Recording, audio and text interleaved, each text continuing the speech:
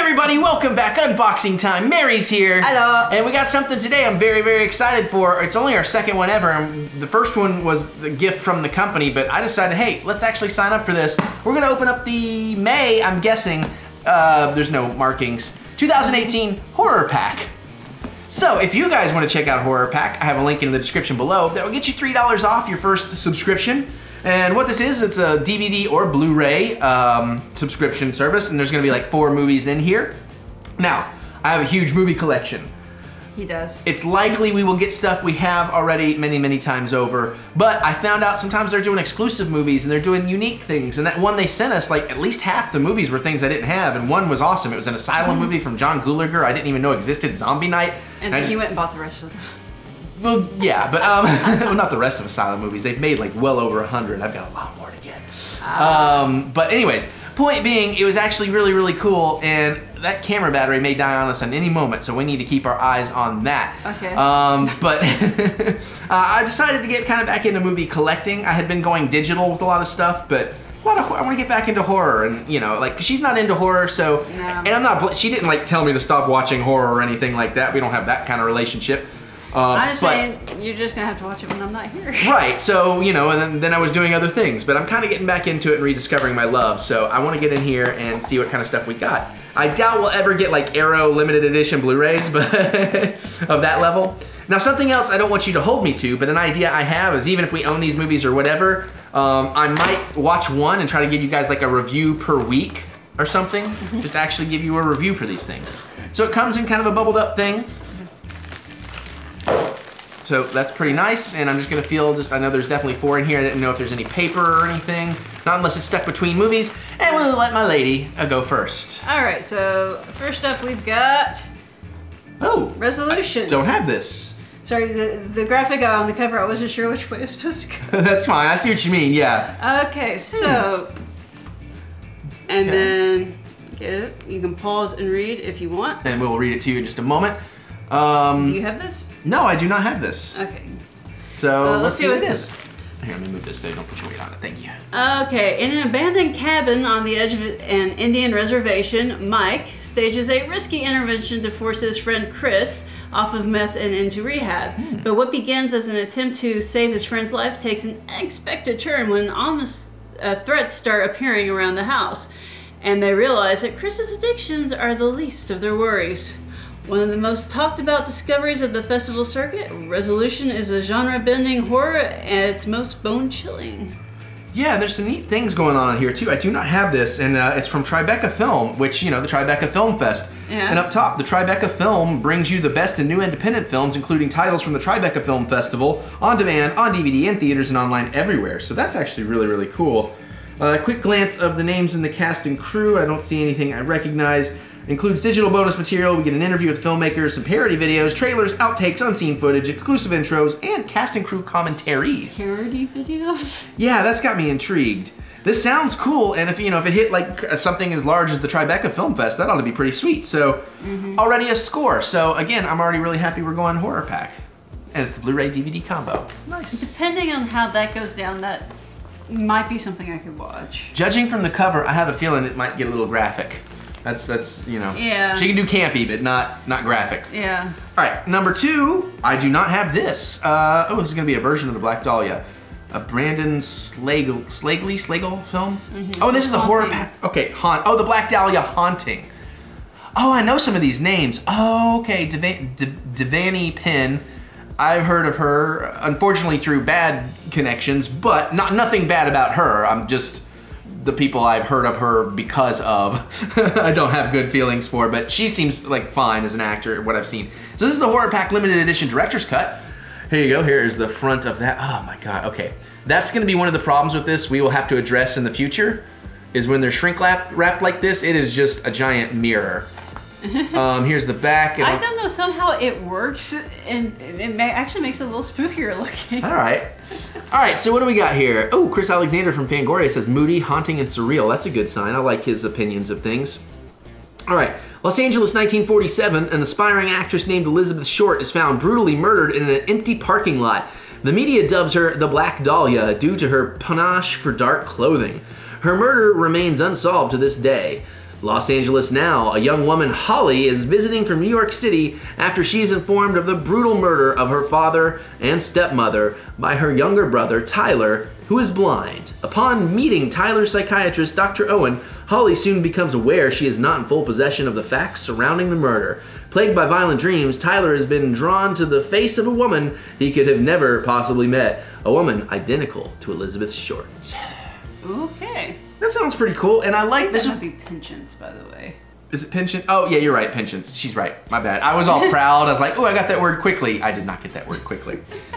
So from Jaguar Motion Pictures, no features, it looks like, only 81 minutes, 2017. But this was one of the other reasons I wanted to get into Horror Pack, is I realized... But this is a separate movie from the Black Dahlia. Correct. This is the Black Dahlia Haunting. Okay. But this is one of the reasons I want to, because like I said, I'm getting into the physical movie collecting again. I think we're past like 6,000 physical titles, but remembering that they actually do an exclusive on pretty much every box, I think. So I was like, well, let's do it so I can at least get the exclusives every month that I won't have anywhere else. So very cool. All right, 2 more movies. What we got?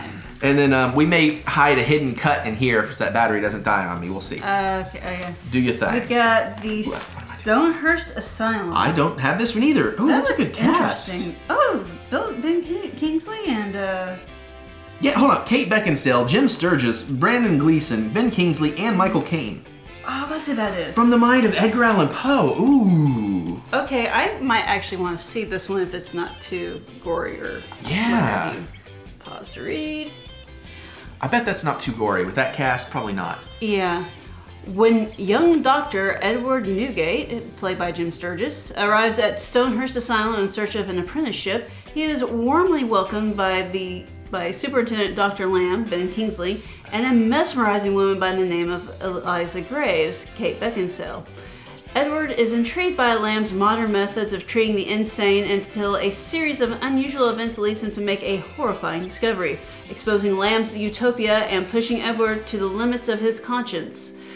Inspired by a short story by Edgar Allan Poe, Stonehurst Asylum is a tale which nobody is who or what they appear to be. Also stars Michael Caine, Brendan Gleeson, and David Thewlis? Thewlis, I guess. Yeah, I'm not familiar, so. But. So that sounds cool, and yeah, lunatics are running the asylum, so I like those kind of stories. So I'm wondering if this is based off of, I want to say, the method of Dr. Tar and Professor Feather.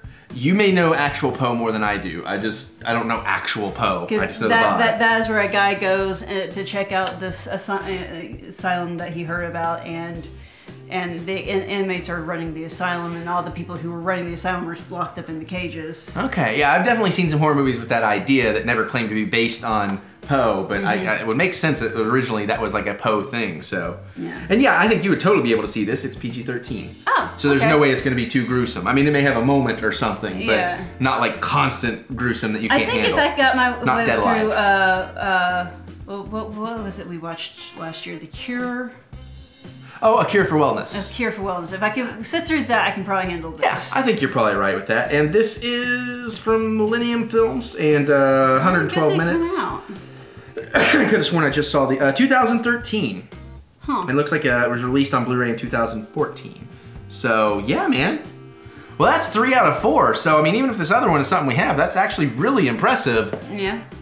So sweet. And yeah, you did that one, so I get to go on the last one. All right, and last but not least, this looks like something I might have. I do, but still, this is really cool, and I'm ready for a rewatch on this. That's okay. No, that's totally fine. Well, that won't screw me up. So this is the remake. Hold on, there's nothing else in the bag. The remake of The Last House on the Left, unrated. Now, Arrow Video is about to release a limited edition of the original, and if you really want a pristine transfer and stuff, that's the one to get. But this is actually really good. I mean, it held up really well, I thought. It's not quite as crazy. Did they just remake that? It's been a few years ago, yeah. So this is going to be a long reading. I'm not going to read the whole thing. Let's just start from here. On their way to a rock concert, 2 teenagers are kidnapped by a gang of escaped convicts. Although they put up the fight of their lives, the girls are drugged, tossed in a car trunk, and driven into the woods by the savage, murderous gangs, only to wake up to a horror they could not have imagined. Filled with shocks, twists, turns, and action, this knuckle-whitening film never lets us out from under almost unbearable dramatic tension, says Roger Ebert. So a couple things I do want to point out about this. If you aren't familiar, the original Last House on the Left was Wes Craven's very first directorial movie. It was produced by Sean Cunningham, and I'm pretty sure that was the first movie he was ever involved with. Wes Craven, of course, went off to create A Nightmare on Elm Street and create Freddy Krueger. Sean Cunningham went off to create Friday the 13th and Jason Voorhees. So it's kind of neat that their first movie was together. And then it's neat that Wes, this is one of the rare times when a director, I forgot that he remade his own movie. So that's kind of interesting. And I remember this being good. Was it any better the second time around? The first one is way more visceral and way more gritty, and it has that 70s grindhouse. It's not a movie for you at all. Yeah, no. This is not a movie for you at all either, but the original is more brutal. Oh, so this isn't the original? No, this is the remake. Oh, okay. I just thought because it said Landmark of Horror that it was the original. It's just some quote, but you know. Okay. Yeah, this is from 2010. The original Okay. was 72. 72? I thought it was later than that. Wow, okay.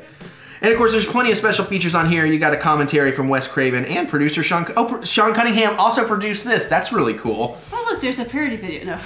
And then wait, is this the original? Oh, I've been full of shit here for this looked like the remake art. This is the original. So I was thinking that's why I'm like, wait, I don't remember Wes directing his own remake. So anyways, not the remake. This is the original, which is fantastic. Still, I'm getting that Arrow Blu Ray because it's gonna have a lot more than this. Yeah. What finally keyed me in was when it got to audio commentary with actors David Hess. I was like, wait, was he in the remake? He was not. So I'm glad you said that. So not 2010 on the remake. I don't remember what year the remake is. This is the 1972 original. Okay, that makes so much more sense.